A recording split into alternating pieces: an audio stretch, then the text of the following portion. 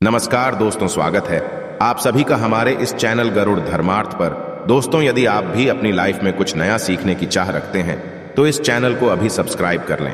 जय श्री कृष्णा। आज की यह वीडियो आने वाले सनातन धर्म के त्योहार जन्माष्टमी के विषय में है। मैं सभी सनातनी भाइयों और बहनों को जन्माष्टमी की बधाई देता हूं। दोस्तों, हम सबको पता है कि कृष्ण जन्माष्टमी काफी नजदीक आ रही है और जैसे जैसे नजदीक आ रही है वैसे वैसे उत्सुकता बढ़ती जा रही है, क्योंकि प्रत्येक सनातनी भाई बहन को भगवान कृष्ण जी से बड़ा लगाव है। वह सबके प्रिय हैं और सबका कल्याण करने वाले हैं। तो चलिए बात करते हैं इस खास दिन यानी कृष्ण जन्माष्टमी की।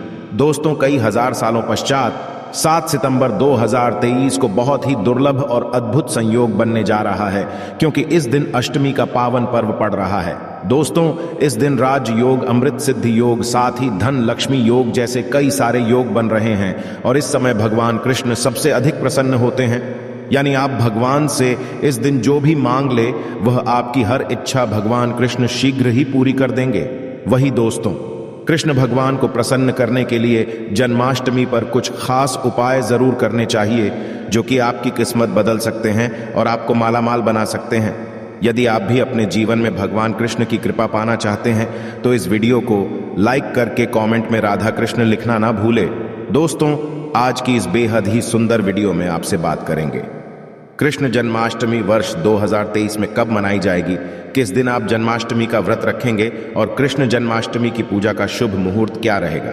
इसके अलावा हम आपको बताएंगे कि जन्माष्टमी के व्रत का पारण किस समय किया जाएगा और जन्माष्टमी की संपूर्ण पूजा विधि क्या है। इस दिन में कौन से उपाय है जिसको करने से आपकी किस्मत चमक जाएगी और आपकी मनोकामना पूरी हो जाएगी। दोस्तों, यह पर्व भगवान श्री कृष्ण जी के जन्मोत्सव के रूप में मनाया जाता है। भगवान श्री कृष्ण का भादु मास के कृष्ण पक्ष की अष्टमी तिथि को रोहिणी नक्षत्र में हुआ था और उनके जन्म के दिन को आज भी काफी धूमधाम से मनाया जाता है। दोस्तों, जन्माष्टमी के दिन भगवान कृष्ण की आरती रात यानी 12 बजे की जाती है और घंटे घड़ियाल बजाकर उनके जन्म की बांटी जाती है। दोस्तों, जन्माष्टमी का मथुरा और वृंदावन में बहुत ही धूमधाम से मनाया जाता है। खासकर मंदिरों और घरों में लोग बाल गोपाल के जन्म का उत्सव का आयोजन भी करते हैं और बाल गोपाल के लिए पालकी भी सजाते हैं। ऐसी मान्यता है कि भगवान विष्णु जी ने धर्म की स्थापना करने के लिए श्री कृष्ण जी के रूप में जन्म लिया था और इस दिन पर धारण कर श्री कृष्ण जी का स्मरण करना अत्यधिक फलदायी होता है।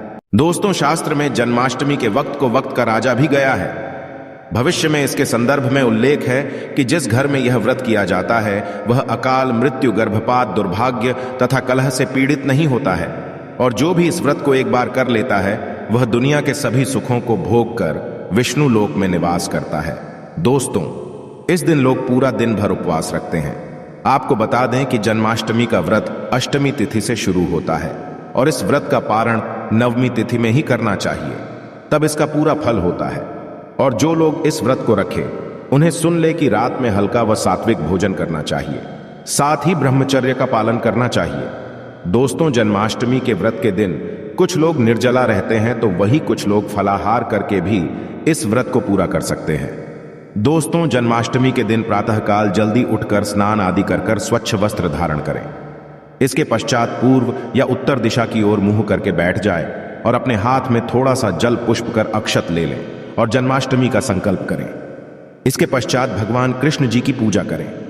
आपको बता दें कि भगवान श्री कृष्ण जी की पूजा निश्चित काल यानी आधी रात में करने की परंपरा रही है और किसी किसी घरों में रात 12 बजे भगवान कृष्ण जी का जन्म भी किया जाता है। तो जो लोग कृष्ण जी का जन्म रात में करते हैं वे नाल छेदन भी करते हैं, तो उनके लिए बता देते हैं कि 12 बजने से कुछ घंटे पहले ही एक पत्ते वाला खीरा ले और कुछ थोड़ा सा काट कर उसमें लड्डू गोपाल को बिठा दे। जब 12 बजे तो भगवान को उस खीरे से बाहर निकालकर एक सिक्के की मदद से खीरे को काट दे। इसे नाल छेदन कहा जाता है। इसके पश्चात उन्हें सबसे पहले शुद्ध जल से स्नान कराए, फिर उन्हें पंचामृत दूध, दही, घी, शहद और शक्कर से स्नान कराए। तत्पश्चात गंगा जल से स्नान कराए। इसके पश्चात शुद्ध जल से स्नान कराने के पश्चात उन्हें साफ कपड़े से पहुंचकर उन्हें नए सुंदर चमकीले वस्त्र धारण कराए और उनका श्रृंगार करें। इसके पश्चात उन्हें झूले या सिंहासन में करें। ध्यान इस दौरान आप कृष्ण नाम का जाप करते रहे या राधे राधे बोलते रहे या श्री कृष्ण जी के किसी भी मंत्र का जाप करते रहे। दोस्तों, अब आप लड्डू गोपाल की विधिवत पूजा करें। उन्हें चंदन का तिलक लगाए फूल माला अर्पित करें और उन्हें भोग लगाए भोग में आप माखन मिश्री पंचामृत नारियल से बनी मिठाई या धनिये की पंजीरी का भोग लगाए। ध्यान रहे उसमें तुलसी का पत्ता जरूर डालें। इसके पश्चात धूप दीप जलाकर भगवान श्री कृष्ण जी की आरती जरूर करें और लड्डू गोपाल को इस दिन झूला जरूर झुलाएं। दोस्तों, जन्माष्टमी की रात को लोग रात्रि जागरण करके भजन कीर्तन शो आदि भी करते हैं। इससे आपको शुभ फल की प्राप्ति होती है। दोस्तों, शास्त्र में जन्माष्टमी के वक्त को वक्त का राजा भी गया है। भविष्य में इसके संदर्भ में उल्लेख है कि जिस घर में यह व्रत किया जाता है वह अकाल मृत्यु, गर्भपात, दुर्भाग्य तथा कलह से पीड़ित नहीं होता है और जो भी इस व्रत को एक बार कर लेता है वह दुनिया के सभी सुखों को भोग कर विष्णु लोक में निवास करता है। दोस्तों, इस दिन लोग पूरा दिन भर उपवास रखते हैं। आपको बता दें कि जन्माष्टमी का व्रत अष्टमी तिथि से शुरू होता है और इस व्रत का पारण नवमी तिथि में ही करना चाहिए, तब इसका पूरा फल होता है। और जो लोग इस व्रत को रखें उन्हें सुन ले कि रात में हल्का व सात्विक भोजन करना चाहिए, साथ ही ब्रह्मचर्य का पालन करना चाहिए। दोस्तों, जन्माष्टमी के व्रत के दिन कुछ लोग निर्जला रहते हैं तो वही कुछ लोग फलाहार करके भी इस व्रत को पूरा कर सकते हैं। दोस्तों, जन्माष्टमी के दिन प्रातःकाल जल्दी उठकर स्नान आदि कर स्वच्छ वस्त्र धारण करें। इसके पश्चात पूर्व या उत्तर दिशा की ओर मुंह करके बैठ जाए और अपने हाथ में थोड़ा सा जल पुष्प कर अक्षत ले लें और जन्माष्टमी का संकल्प करें। इसके पश्चात भगवान कृष्ण जी की पूजा करें। आपको बता दें कि भगवान श्री कृष्ण जी की पूजा निश्चित काल यानी आधी रात में करने की परंपरा रही है और किसी किसी घरों में रात 12 बजे भगवान कृष्ण जी का जन्म भी किया जाता है। तो जो लोग कृष्ण जी का जन्म रात में करते हैं वे नाल छेदन भी करते हैं, तो उनके लिए बता देते हैं कि 12 बजने से कुछ घंटे पहले ही एक पत्ते वाला खीरा लें और कुछ थोड़ा सा काट कर उसमें लड्डू गोपाल को बिठा दें। जब 12 बजे तो भगवान को उस खीरे से बाहर निकालकर एक सिक्के की मदद से खीरे को काट दे। इसे नाल छेदन कहा जाता है। इसके पश्चात उन्हें सबसे पहले शुद्ध जल से स्नान कराए, फिर उन्हें पंचामृत दूध, दही, घी, शहद और शक्कर से स्नान कराए। तत्पश्चात गंगा जल से स्नान कराए। इसके पश्चात शुद्ध जल से स्नान कराने के पश्चात उन्हें साफ कपड़े से पहुंचकर उन्हें नए सुंदर चमकीले वस्त्र धारण कराए और उनका श्रृंगार करें। इसके पश्चात उन्हें झूले या सिंहासन में करें। ध्यान इस दौरान आप कृष्ण नाम का जाप करते रहे या राधे राधे बोलते रहे या श्री कृष्ण जी के किसी भी मंत्र का जाप करते रहे। दोस्तों, अब आप लड्डू गोपाल की विधिवत पूजा करें। उन्हें चंदन का तिलक लगाए फूल माला अर्पित करें और उन्हें भोग लगाए भोग में आप माखन मिश्री पंचामृत नारियल से बनी मिठाई या धनिये की पंजीरी का भोग लगाए। ध्यान रहे उसमें तुलसी का पत्ता जरूर डालें। इसके पश्चात धूप दीप जलाकर भगवान श्री कृष्ण जी की आरती जरूर करें और लड्डू गोपाल को इस दिन झूला जरूर झुलाएं। दोस्तों, जन्माष्टमी की रात को लोग रात्रि जागरण करके भजन कीर्तन शो आदि भी करते हैं। इससे आपको शुभ फल की प्राप्ति होती है। आपको बता दें, कुछ लोग रात्रि की पूजा के पश्चात ही अपने व्रत का पारण करते हैं और कुछ लोग अगले दिन सूर्योदय के पश्चात। ध्यान रहे कि आप प्रसाद खाकर ही अपने व्रत का पारण करते हैं।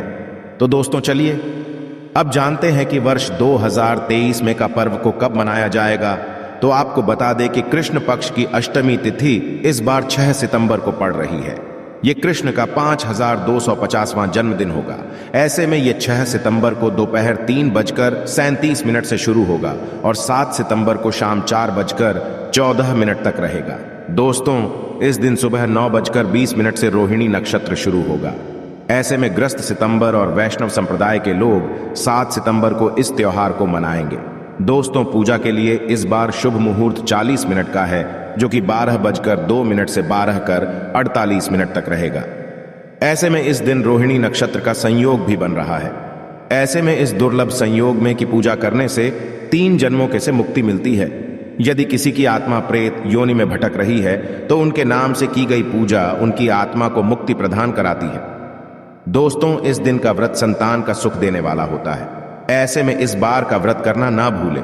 साथ ही जो इस व्रत को शुरू करना चाहते हैं, इस बार उनके लिए सबसे अच्छा मौका भगवान श्री कृष्ण की कृपा पाने के लिए। ऐसे में फिर आप भी इस व्रत को शुरू कर सकते। तो दोस्तों, चलिए अब जानते हैं जन्माष्टमी के व्रत कथा, जिसको पढ़ने या सुनने मात्र से ही सभी लोगों के सारे पाप धुल जाते हैं और सभी मनोकामनाएं पूरी हो जाती है।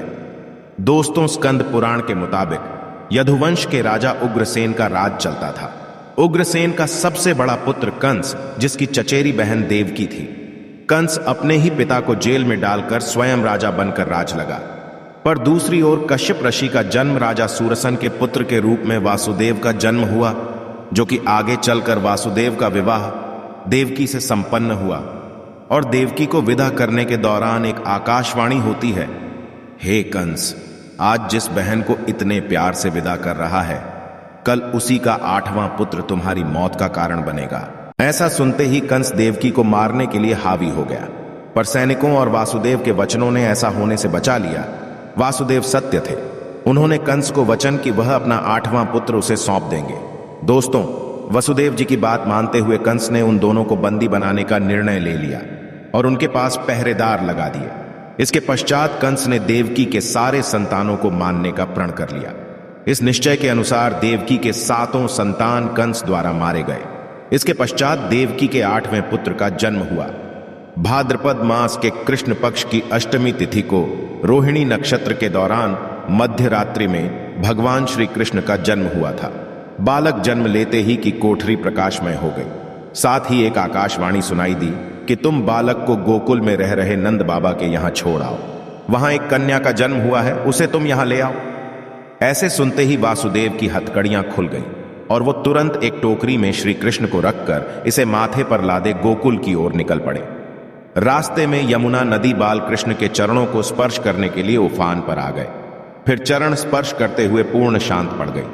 फिर इसके पश्चात वासुदेव ने अपने पुत्र को यशोदा मैया के बगल में सुलाकर वहां से कन्या लेकर वापस कारागार लौट आए। तत्पश्चात जेल के दरवाजे अपने आप बंद हो गए। उनके हाथों में फिर से हथकड़ी लग गई। इसके पश्चात सारे पहरेदार भी उठ गए और कन्या के रोने की आवाज आने लगी। सूचना मिलते ही इन्हें कारागार से कन्या को लाया और उसे मारने की प्रयास की, लेकिन वह आकाश में उड़ गई और बोली, अरे मूर्ख, मुझे मारने से क्या होगा? तुझे मारने वाला पैदा हो चुका है। यह बात सुन कृष्ण का पता लगाकर उसे मारने का खूब प्रयास किया। आज्ञा देते हुए राक्षस भी भेजे, लेकिन कृष्ण को कोई नहीं मार सका। अंत में ने कंस का वध किया और उग्रसेन को पुनः राजा बना दिया गया। और इस प्रकार श्री कृष्ण जन्माष्टमी की व्रत कथा पूरी होती है। तो ऐसी मान्यता है कि जन्माष्टमी के दिन कहानी को पढ़ने या सुनने से सारे पाप धुल जाते हैं, जीवन की हर समस्या का समाधान मिलता है, साथ भगवान का आशीर्वाद भी सदैव बना रहता है।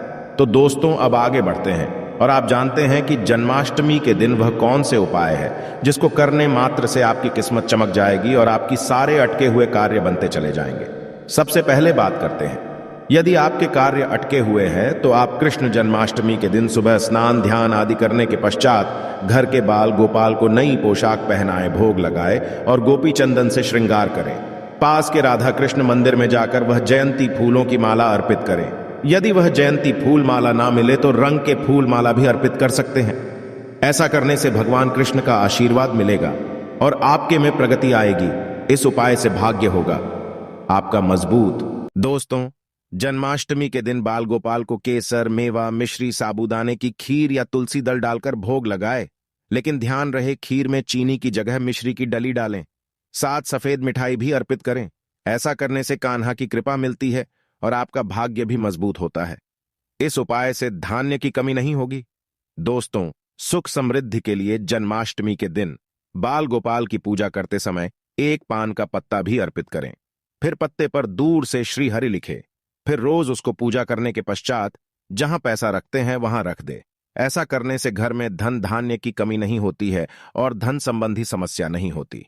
इस उपाय से मिलेंगे आपको शुभ समाचार। दोस्तों, जन्माष्टमी के दिन गाय और उसके बछड़े की सेवा करें, आशीर्वाद लें। इसके साथ ही गाय और उसके बछड़े की मूर्ति भी लेकर आए और बाल गोपाल के पास मूर्ति को रखकर उसकी पूजा करें। ऐसा करने से भगवान कृष्ण की कृपा जल्द शुभ समाचार सुनने को मिलती है। इसके पश्चात गाय और बछड़े की मूर्ति को ईशान कोण में रखना स्थान माना गया है। इस उपाय से आर्थिक तंगी होगी आपकी दूर। दोस्तों, कर्ज की समस्या से यदि आप परेशान हैं तो जन्माष्टमी के दिन दक्षिणवर्ती शंख से भगवान श्री कृष्ण का अभिषेक करें। दक्षिणवर्ती शंख को लक्ष्मी का स्वरूप माना गया है और लक्ष्मी पूजा में शंख के बिना पूजा ना होती है। ऐसा करने से आर्थिक तंगी दूर होती है और लक्ष्मी की प्राप्ति होती है। इस उपाय से होगी व्यवसाय में उन्नति। दोस्तों, जन्माष्टमी के दिन सुबह शाम 11 बार तुलसी की क्रमांक करें और घी का दीपक जलाएं। इसके पश्चात 8 बार ओम नमो भगवते वासुदेवाय मंत्र का जाप करें। साथ ही कपूर जलाकर उस पर थोड़ी सी मिश्री डाल दें और कपूर और मिश्री का हम भी करें। ऐसा करने से नौकरी व्यवसाय में उन्नति होती है। तो दोस्तों, वीडियो से विदा लेने से पहले और आपके पूरे परिवार को इस जन्माष्टमी की हार्दिक शुभकामनाएं। मैं कामना करता हूं कि इस जन्माष्टमी पर बाल गोपाल आपके घर ढेर सारी खुशियां लाए। अगर मुझसे इस वीडियो में कोई गलत शब्द बोला गया हो तो मैं माफी चाहूंगा। तो यह थी आज खास जानकारी। आशा है कि आज की इस प्रस्तुति में बताई गई जानकारी आपको अच्छे से समझ आ गई होगी। वीडियो अच्छा लगा हो तो एक लाइक अवश्य कर दे। धन्यवाद वीडियो के अंत तक बने रहने के लिए।